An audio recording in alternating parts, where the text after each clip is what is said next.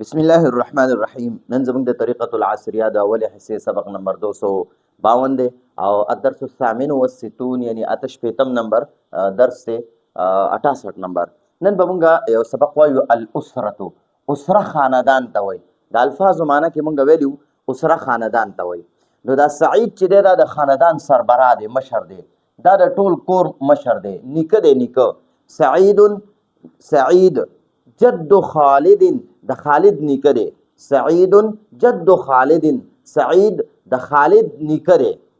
سعید جد خالد، سعید د خالد نیکه دی. دې نقشه کې مونږ اوس ټول د خالد نیکم پکې وویلو او د خالد تروریانې دي، د خالد ترونه دي، د خالد پلار دی، بیا د خالد خویندې دي، د خالد رونه دي. ٹھیک شو؟ نو دا پورا یو نقشه ده، په دې کې به دا ټول د خالد نه تاویږي. سعید جد خالد، سعید د خالد نیکه دی، سعید د خالد نیکه دی.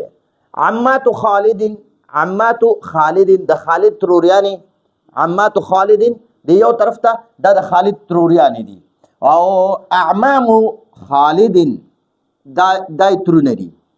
عمات چې دا د عمتون جمع ده، عمه دا ترور ته وایي، د پلار خور ته وایي.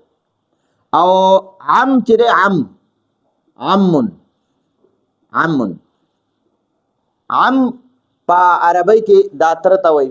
نو د عم جمع اعمام راځي، اعمام، او د عمتون جمع عمات راځي. ٹھیک شو؟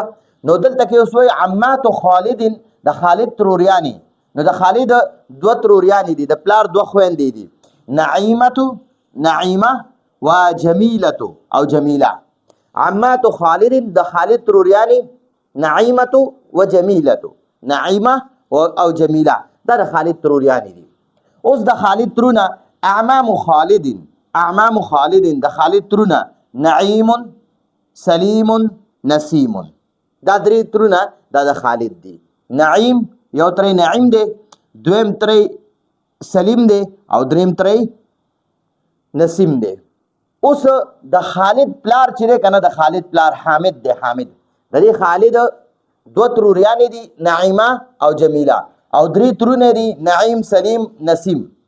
او د دې خالد بیا دا پلار دی حامد. حامد ابو خالد، حامد ابو خالد، حامد د خالد پلار دی، حامد د خالد پلار دی. اوس د دې خالد دوه یو طرف ته خویندې دي، یو طرف ته رونه دي. نو اول دا یو خور ده، او دا دویم چې دی دا یې رور دی. اخت خور ته وایي، اخون چې دی دا رور ته وایي. ٹھیک شو؟ نو د خالد یوه خور ده، اخت خور. فاطمة اخت خالد، فاطمة اخت خالد، فاطمه د خالد خور ده. فاطمه دا مبتدا شوه، او اخت خالد دا اخت مضاف ده، او دا خالدین مضاف الیه، مضاف الیه. ٹھیک شو؟ نو اخت خالدین مونږ به اول د مضاف الیه معنی کو، بیا به وروسته د مضاف معنی کو. د خالد خور، فاطمه اخت خالدین، فاطمه د خالد خور ده. ٹھیک شو؟ مخکې ورپسې دی خالد، خالد اخو محمود، خالد دا خالد چې دی اخو محمود د محمود رور دی. یا داسې وایي محمود، محمود دلته محمود راولئ، اخو خالد د خالد رور دی. داسې وایي محمود اخو خالد. ٹھیک شو؟ دا اخو مضاف کا او خالدین مضاف الیه کا، محمود ولا مبتدا کا. محمود اخو خالد، محمود د خالد رور دی. ٹھیک شو؟ نو دا پورا نقشه ده. په دې کې اوس مونږه داسې لیکلی شو نعیمة، نعیمة،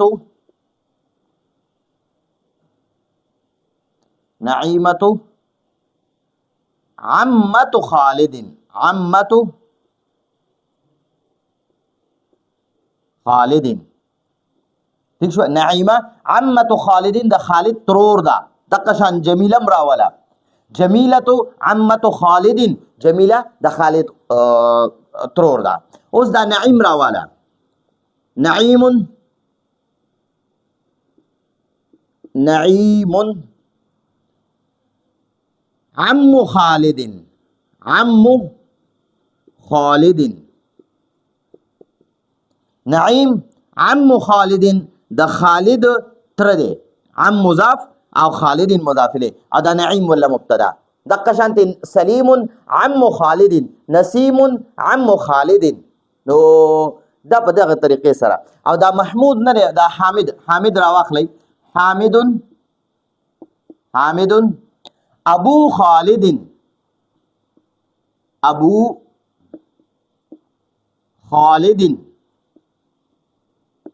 خالد ٹھیک شو حامد د خالد پلار دی حامد د خالد پلار دی ٹھیک شو دغه شانو ګوره سعید جد خالد او بیا عمات را واخله عمات خالد اعمام خالد نو بیا وګورئ نعیمت عمت خالد جمیلت عمت خالد او سترون را واخله نعیم عم خالد سلیم عم خالد نسیم عم خالد به یو خور ده او یو ورور ده نو فاطمه خور ده فاطمه تو اخت خالد فاطمه د خالد خور ده او محمود اخو خالد محمود د خالد ورور ده ٹھیک شو نو امید ده تاسو په دې نقشه باندې پوه شوي همدغه خبرې به ان شاء الله مونږ نور درسونو کې بیا استعمالو راتلونکي چې کوم درس وي هغې کې به دا استعمالو نو راتلونکي درس پر اجازه غواړو هذا هو المرام والله اعلم بحقیقة الكلام